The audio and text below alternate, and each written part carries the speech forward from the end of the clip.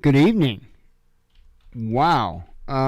Quite a bit of news today involving the different nations. I did my best to kind of keep up on it. There were some tense moments today when a Ukrainian ship, started to sail pretty close to Crimea. And I believe it was the Kerch Strait, if I'm not mistaken. And so, they put a stop to that pretty quick. Luckily, the ship did turn and deviate its course. I'll tell you what, that had me a little bit puckered and waiting. But luckily, the ship turned. Nothing came of it. Good deal. Aside from that, it looks like some wheeling and dealing is going on. When it comes to Ukraine and Russia, and when it comes to the U.S. and Russia, it seems is doing the wheeling and dealing, and it looks like Ukraine might be in for it. Very interesting stuff as it played out. Now, I've been saying this isn't the first I'd mentioned something of that direction. I have been saying that I was kind of curious what was going on behind closed doors. I don't know. It looks pretty interesting. I believe it was Tim Pool today talked about it, and he had brought up, I think it was today, could have been yesterday. He had brought up an interesting aspect to it as well, and maybe they're just kind of trying.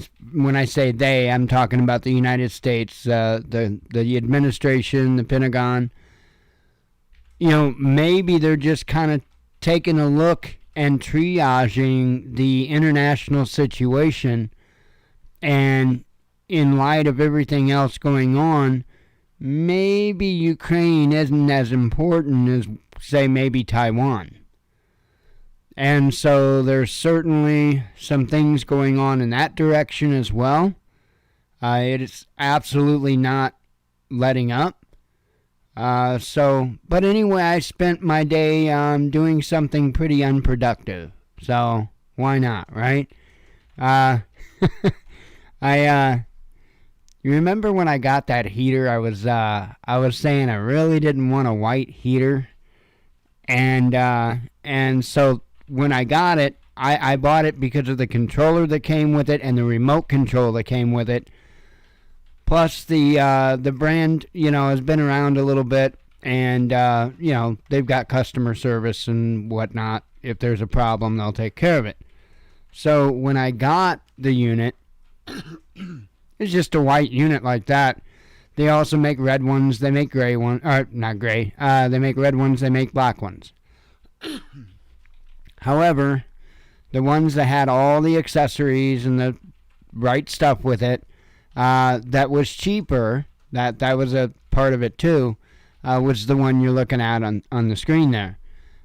So, me being the type of person that could never leave well enough alone, I decided to pull the housing off today, take the handles off, take the little clips at the bottom there off, and, now it's the the GT5K SS. It's just having fun. I know GT is Ford, I know SS is Chevy, I get it.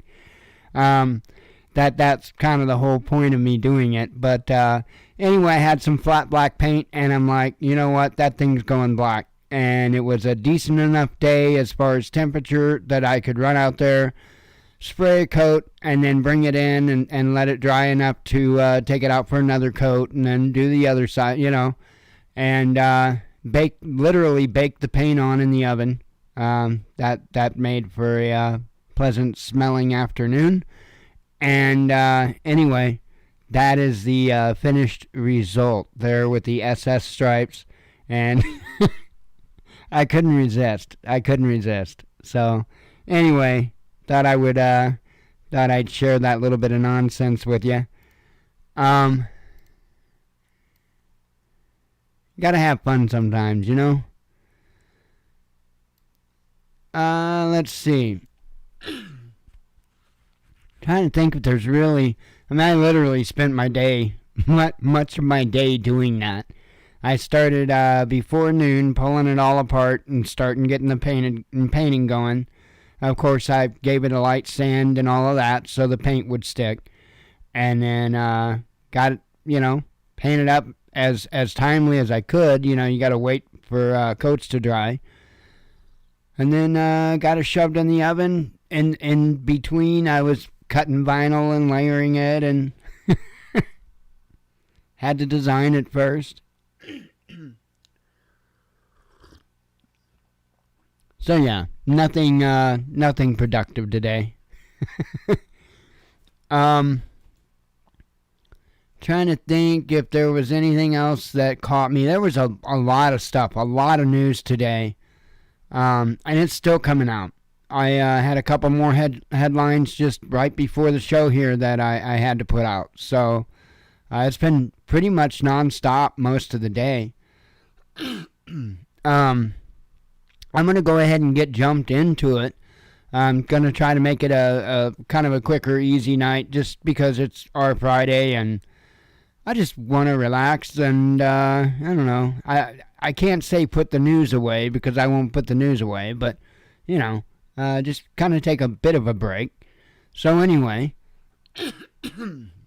I got a couple of headlines that don't have to do with conflictish type of stuff, and then the rest is pretty much that. So it is what it is. It switched over here.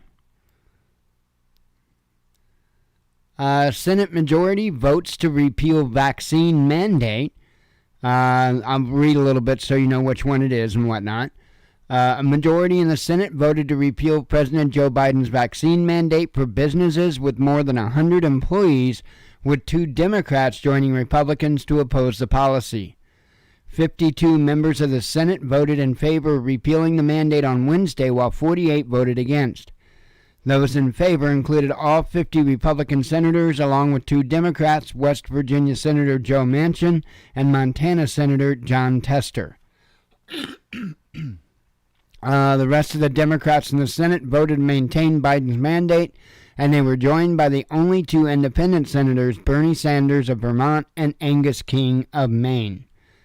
While the vote showed significant opposition to Biden's mandate, which threatens fines for companies with 100,000 employees or more that fail to make sure all their staff are fully vaccinated against COVID-19, is unlikely to result in a reversal of the policy anytime soon. To pass Congress, a repeal would also have to receive a majority in the House of Representatives and escape being vetoed by Biden, which would be incredibly unlikely. So we'll see where all this is going to lead. Have a sip of coffee here.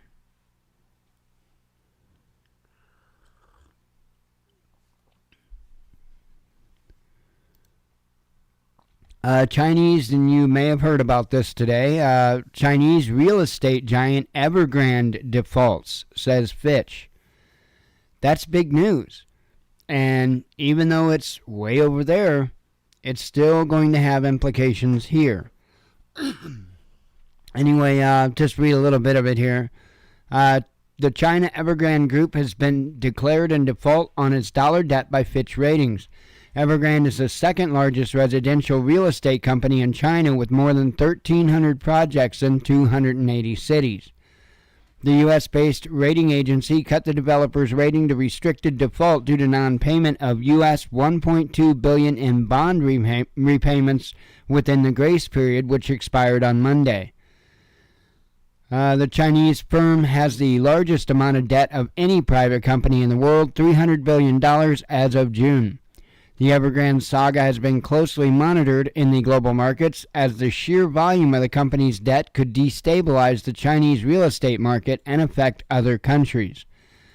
Earlier this month, the Chinese authorities summoned Evergrand's founder at the firm, announced it may be unable to repay its debt.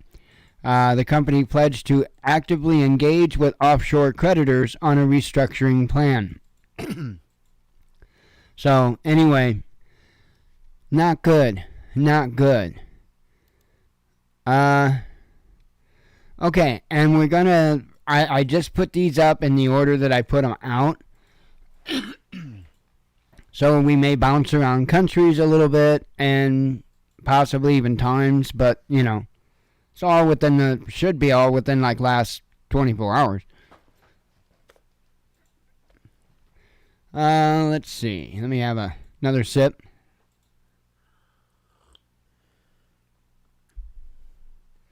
I've got quite a few of these up. Like I said, it was a pretty busy day.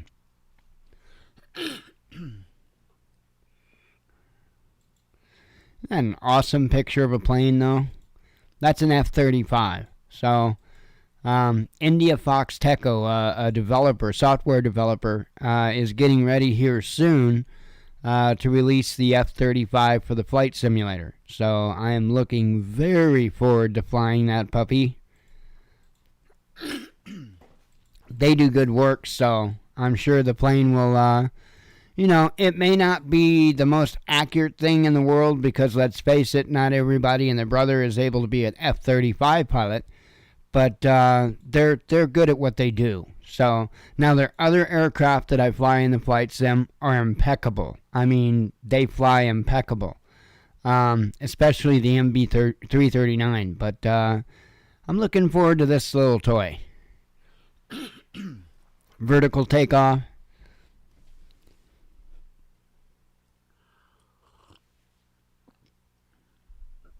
Makes it so much easier to fly from the United States over, you know, and maybe go see Stonehenge or something, you know. Why not? Okay, let's get to the story. U.S. and Israel molds drills to strike Iran's nuclear sites, says reports. It says Israel and the U.S. will discuss the possibility of joint military exercise to prepare for attacks on Iranian nuclear sites, according to multiple reports, just days after Washington and Tehran sat down for renewed negotiations. The drills will be considered during a meeting between U.S. military officials and Israeli Defense Minister Benny Gantz scheduled for Thursday, Reuters reported, citing a senior member of the Biden administration. While the U.S. official declined to discuss details of the potential exercises, a report by Israel's Cannes broadcaster earlier Wednesday suggested they would involve dozens of aircraft, including F-35, F-16, and F-15 fighter jets, reconnaissance planes, and refueling tankers, adding that they would be conducted over the Mediterranean to simulate the distance the jets would have to travel to carry out a strike on Iranian nuclear facilities, about 620 miles. Let's see. The Israeli Defense Forces denied a request for comment from Cannes. However, the outlet said the drills would likely be held sometime in the first half of 2022. Though Tehran has long insisted that it has no plans to develop nuclear weapons and that its atomic energy program is for peaceful purposes only, the U.S. official went on to say the prospective exercises would prepare for a worst-case scenario against Islamic Republic should it go after the bomb. So anyway, I would say that that's definitely escalating. So I didn't really expect it to so much under Biden, because, you know, the whole thing, it is Biden. But apparently it is.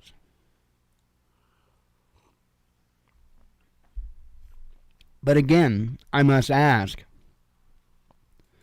are there several deals being made here?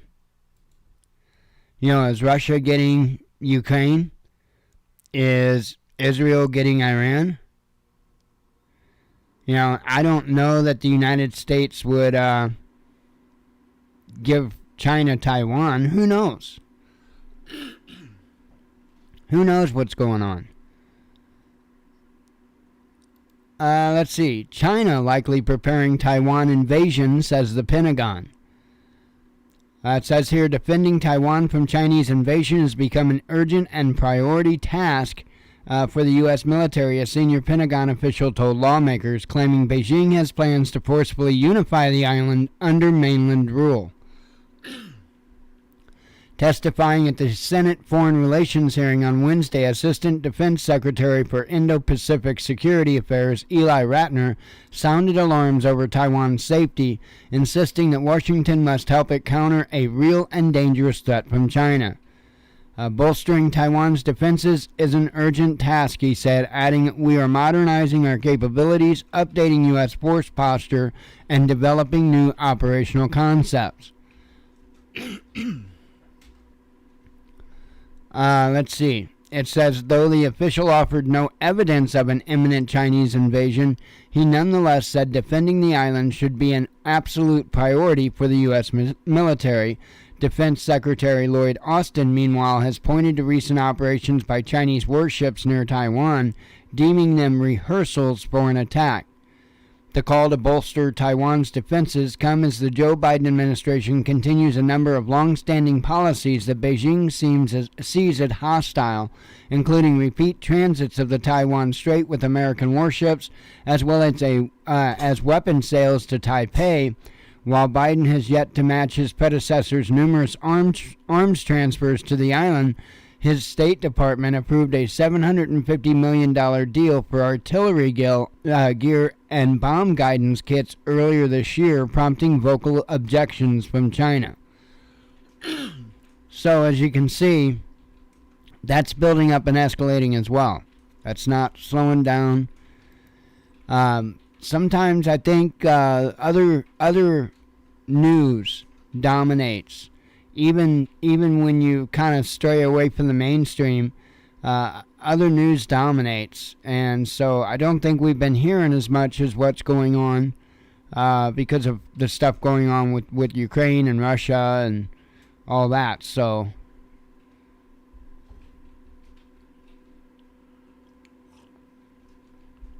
let's see. Trudeau, leading countries clinging to Cold War mentality, warns Chinese embassy. So, you know, it probably wouldn't hurt China's feelings if they, you know, kind of incidentally wiped out Canada with the United. Just saying. Pretty much all of North America. Let's see. China has never had a better human rights record. Did I say that right? Yeah. China has never had a better human rights record, and Canada and other countries must stop politicizing sports through an Olympic boycott that could lead to self-inflicted humiliation, Chinese ambassadors have warned. Canadian Prime Minister Justin Trudeau confirmed on Tuesday that his country would become the latest nation to observe a diplomatic boycott of the Games, which are scheduled to take place in Beijing in February. Speaking on Parliament Hill, Trudeau accused China of repeated human rights violations over its alleged mistreatment of around 1 million Uyghur Muslims, which is widely thought to include forced labor and sterilization. Trudeau said he expected the move to be of no surprise to China. For months we've been coordinating and discussing the issue with our allies, he added. So, more yanking around with the Olympics, so... But China don't like to don't like to be embarrassed. They don't like to be dismissed. So I am sure that it doesn't make them very pleased that several countries are stepping up and saying we're not going to be there.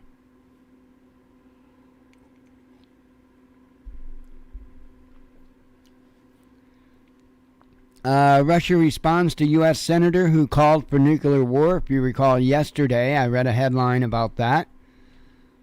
A suggestion by an American senator that the U.S. should consider using nuclear weapons against Moscow in case of military escalation in Ukraine is irresponsible, the Russian embassy in Washington claimed on Wednesday.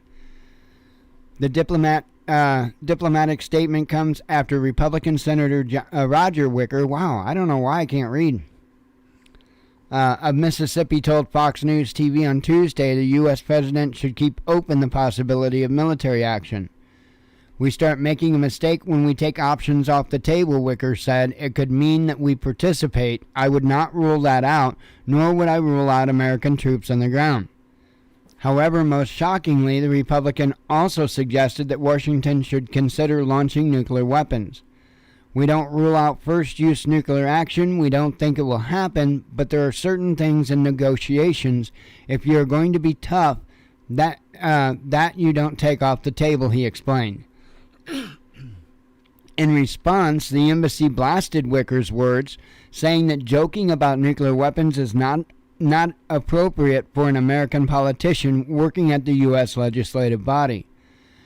Such statements are irresponsible. The statement posted on Facebook continued, "We advise all the unenlightened to read the joint statement of the presidents of Russia and the United States of June 16, 2021 thoroughly. This document reaffirms the two countries' commitment to the principle that a nuclear war cannot be won and must never be fought." So,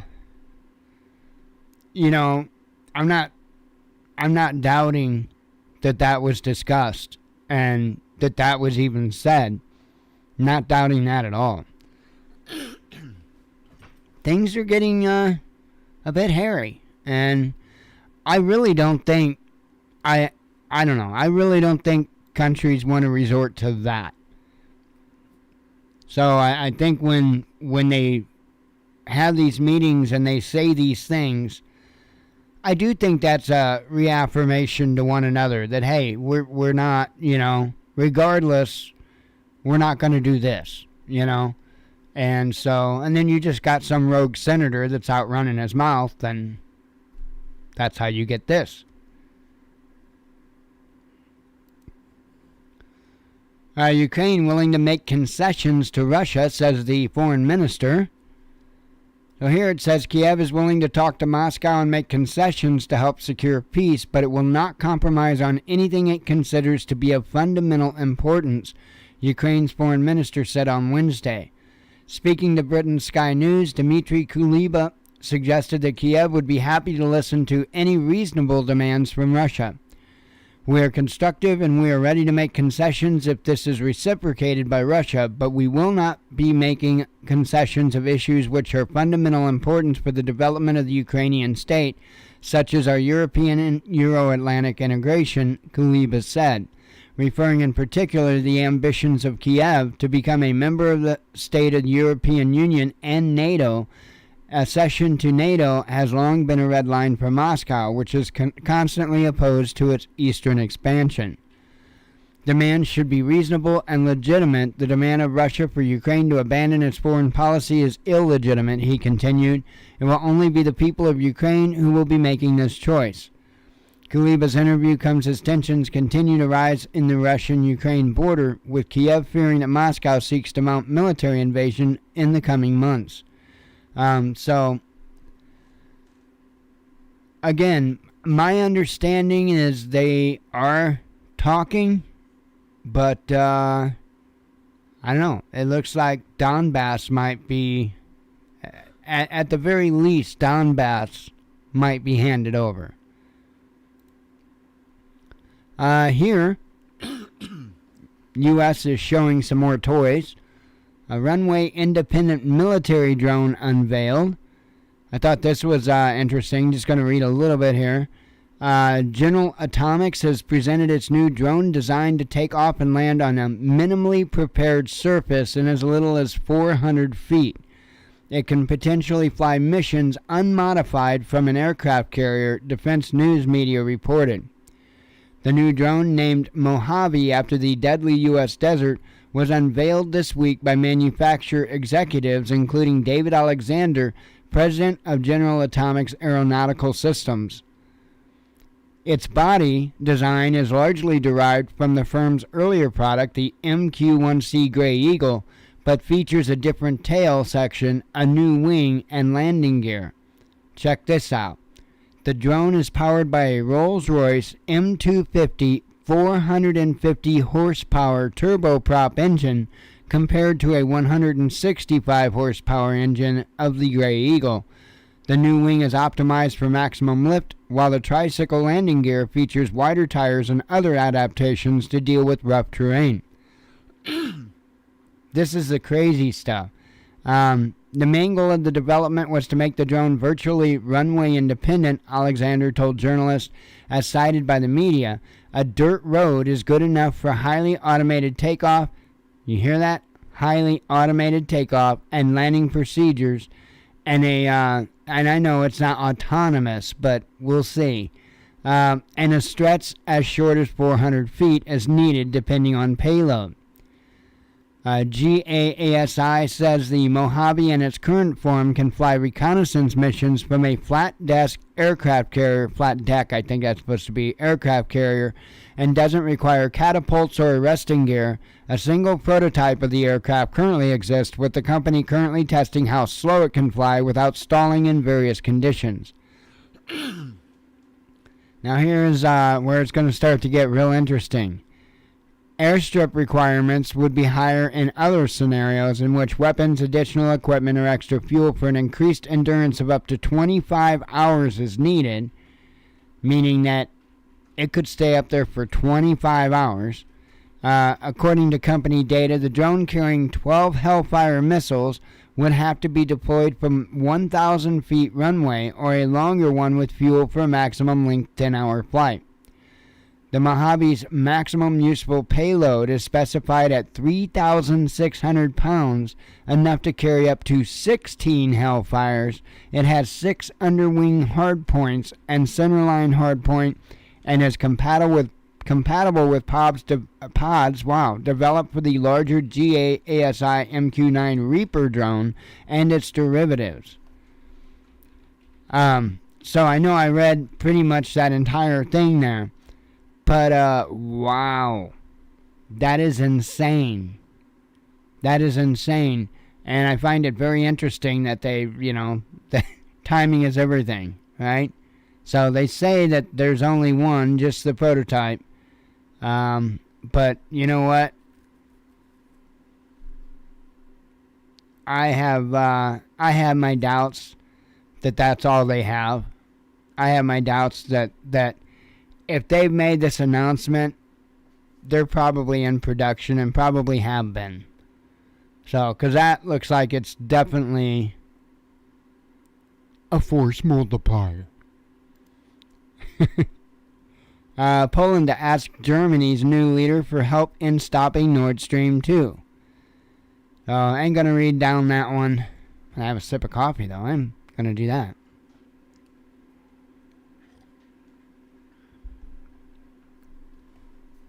I do think this new guy in Germany is going to be a problem. I really do.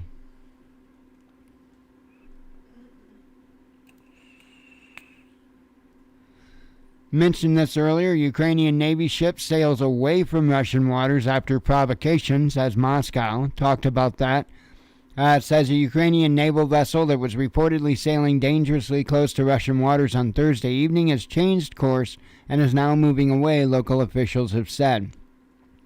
Russia's Federal Security Service released a statement earlier saying the Ukrainian command ship Donbass was sailing, and I thought that was interesting as well. It was named the Donbass, right?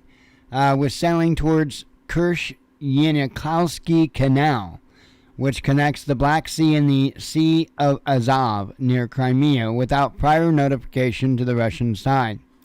According to the FSB, the intruder initially did not respond to demands to change course, but later turned around and began to sail away from Russian waters. Come sail away, come. Oh, sorry. Had a flashback to the 80s. We view the actions of Ukrainian ships' crew as provocative or provocative. I don't know. I was going to try to screw it up. And a threat to the safety of navigation, the FSB said. Ukrainian Defense Minister Oleksiy Reznikov told, IBUA, that the Donbass was unarmed and spoke about yet another case of disinformation by the Russian side. In general, the waters of the Azov Sea are the waters of joint usage. We're operating there on legal grounds, Reznikov said. So, I don't know, but seems Russia was not very pleased. And here it says Putin agrees what's happening in Donbass looks like genocide. It says here what is currently going on in the two eastern regions of Ukraine is very reminiscent of genocide, Russian President Vladimir Putin told a journalist that Kiev, I just can't speak, had imprisoned, for reporting on the conflict. On Thursday, Putin took part in a lengthy session of Russia's Council for Civil Society and Human Rights, discussing a range of subjects from COVID-19 vaccinations to prison reform. At one point, journalist Kirill Vyshinsky, maybe it's because I'm trying to read so much Russian, that's probably, raised the issue of the two regions in the eastern Ukraine, where he said the Russian-speaking population was subjected to what he termed genocide. What is happening now in Donbass, you and I see very well. We know, Putin responded. This, of course, is very reminiscent of genocide of which you spoke. So, I have no idea what the heck is actually going on over there. Biden here, and again, I put these in order of how I tweeted them out. So a lot of these are going to be chronological in their timeline, so you can see even though that summit supposedly went okay-ish between Biden and Putin, you can still see a lot of movement being made. There's a lot of stuff still going on. So while diplomatically, as far as what we can see, it seems like things might be cooling a little bit. But when it comes to what they're actually doing, I don't know. Here, Joe Biden has pledged additional military capabilities for NATO's easternmost members. Lithuania's presidential advisor has claimed after talks between the U.S. president and regional leaders. Now, this is going to get interesting because you know how liars will often say things that don't necessarily need to be said, but for whatever reason they say it anyway, like assurances, guarantees, stuff like that. You can tell when somebody's BSing you with a guarantee. Well, listen to this. It says the U.S. president held phone talks with the leaders of the Bucharest 9 group on Thursday. The organization brings together Eastern European countries, including Poland, the Czech Republic, Slovakia, Estonia, Hungary, Latvia, Lithuania, Romania, and Bulgaria. During the talks that lasted some 45 minutes, the U.S. leader pledged additional military capabilities for the region's NATO members. Asta, I can't say that one, foreign policy advisor for Lithuania's president, told reporters. He said additional reassurance elements are possible in these countries and additional military capabilities, the official said, adding that the U.S. leader has not elaborated on a possible location or exact details on the additional NATO military buildup. Not that they would, right? And let's see. Where's it saying?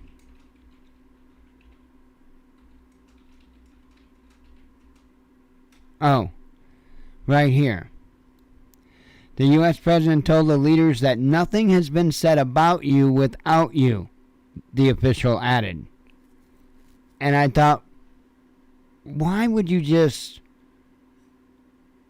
say that? Just out of the blue, especially when you're talking to all these different nations. Why would you just say that?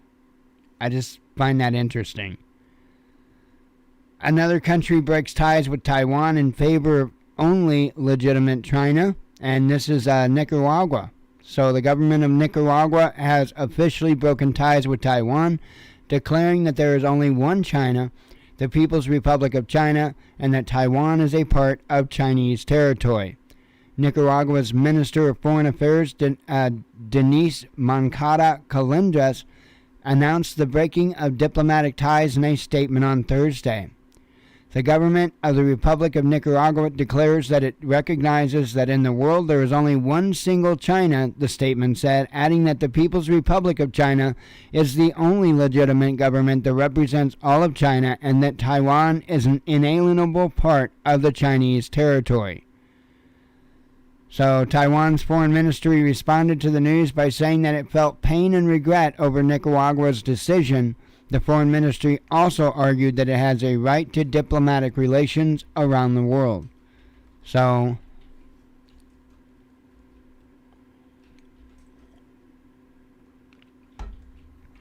let's see. We got one more here and then we'll read the headlines. The U.S. prepares for other options against Iran's nuclear program. Didn't I read that one?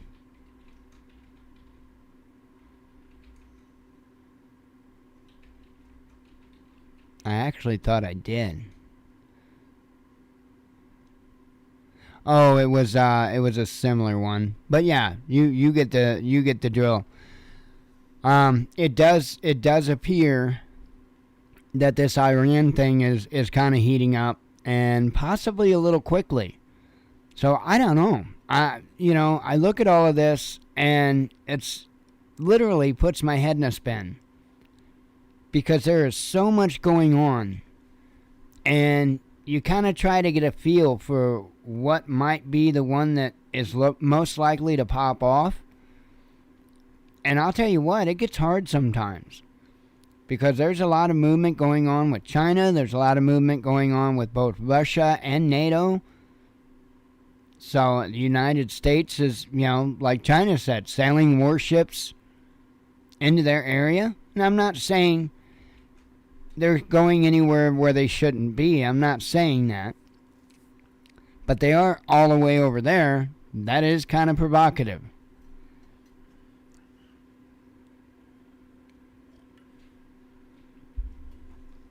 Anyway.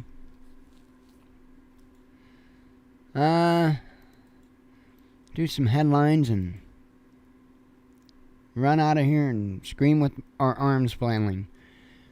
Alright.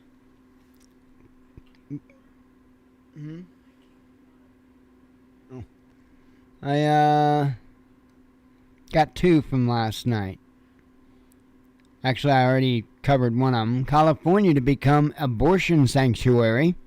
I did cover that one. And then from the stuff I shared out this morning, China likely preparing Taiwan invasion. Oh, wait, I covered that one. Sorry. Covered that one. Russia must take down its Lenin statues, says a top historian. COVID-19 vaccine approved for toddlers after recovery. Protesters march against vaccine mandate in Munich. USSR could have avoided collapse, says a party leader. No NATO for foreseeable future, Biden to tell Ukraine, says the media. Hundreds clash with police outside Parliament in London. Parents revolt against vaccine dictatorship for students. That's in South Korea. Ancient epic seized from Hobby Lobby welcomed back in Iraq. Quarantine extended for Omicron carriers. That is in Israel, by the way. Trudeau leading countries clinging... Oh, I read that one. Milestone cigarette ban for adults announced. This is in New Zealand. Apple's market value about to top world's fifth largest economy. A new color is created to mark 2022. It's called Very Perry. So that's it right there. Very Perry. So there's your 2022 color. Don't you just feel so enlightened now? Like, now you can just take on 2022 and nothing's going to get in the way because you know the damn color.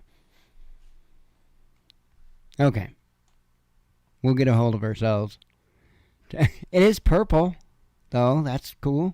I like purple. Purple's a cool color. Changing sex on birth certificates made simpler. UK public must protest over vaccine passports, urges football hero.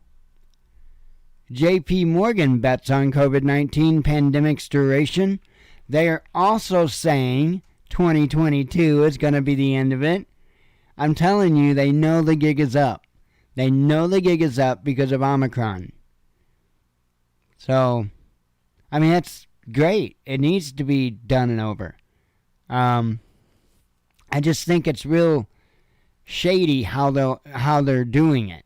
You know, they're not just being right up front and being honest or anything like that. Russia responds to U.S. senator who called for nuclear war. Oh, covered that. Sorry. Bojo's lavish residence refurbishment earns Tories a hefty fine. Scientists design glowing masks that detect COVID. Hong Kong media mogul convicted for joining banned vigil. Covered that. IKEA suggests what Merkel can do after leaving politics. I got a couple suggestions. Anti-independence cartoon accused of profound racism. Botoxed camels banned from $66 million beauty pageant. So if you were going to plan to take your Botoxed camel to the beauty pageant, you might as well not even bother this year. So, a study confirms Omicron-linked fears, and you gotta love how they do that. They mean that it's more transmissible, but the thing of it is again, it seems like the symptoms are nothing like any of the other variants. So it's crazy how they're trying to hold on to whatever bit of the fear that they can, you know? At the same time, all these individuals are coming out and predicting 2022 will be the year it's over, right? I wonder why. Amazon slapped with its biggest fine ever. Norway won't replace London's Christmas tree with socially distancing branches. Read that one. COVID feminizes people, Tucker Carlson bizarrely claims. Okay there. Weather bomb from the Atlantic affects tens of thousands. Musk against closure of nuclear power plants. Man arrested trying to enter the U.S. Capitol with a gun. Probably not a good idea. Covered that. U.S.-born businessman arrested in Russia for multi-million-dollar fraud. Belarusian masked men raid home of opposition figure's mother. Let's see. Summit for Democracy participants serve U.S. interests, says Russia. Farmers end a year-long protest. This is in India, New Delhi. Ruling due on U.S. appeal to Assange extradition refusal. Regulator estimates safe and effective period for COVID boosters. Bitcoin could surge by another $500,000 under this condition. Washington won't hit Russian energy exports in the new round of sanctions, says CNN. Instagram to resurrect previously abandoned feature. Let's see. Read that one. It's time for NATO and Russia to hold talks, says Stoltenberg.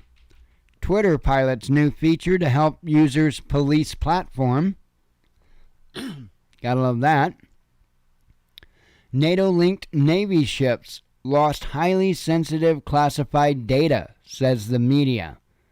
So, Canadian ships.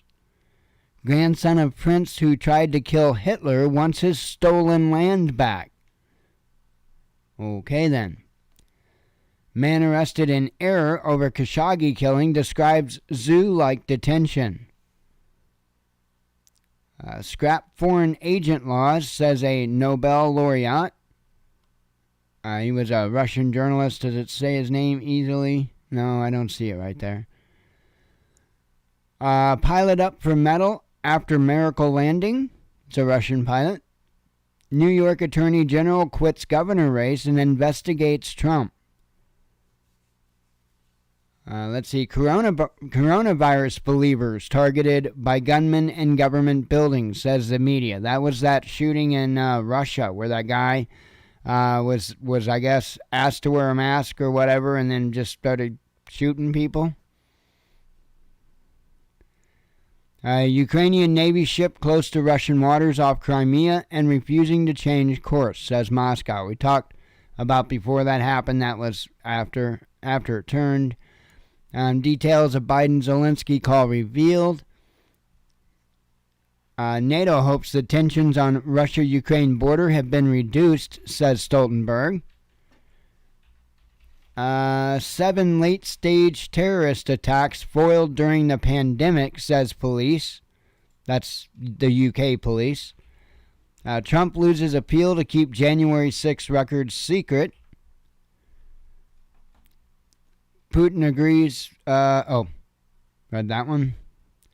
Jussie Smollett guilty in hate hoax trial. Starbucks employees form first U.S. union in company's 50-year history. That'll learn them.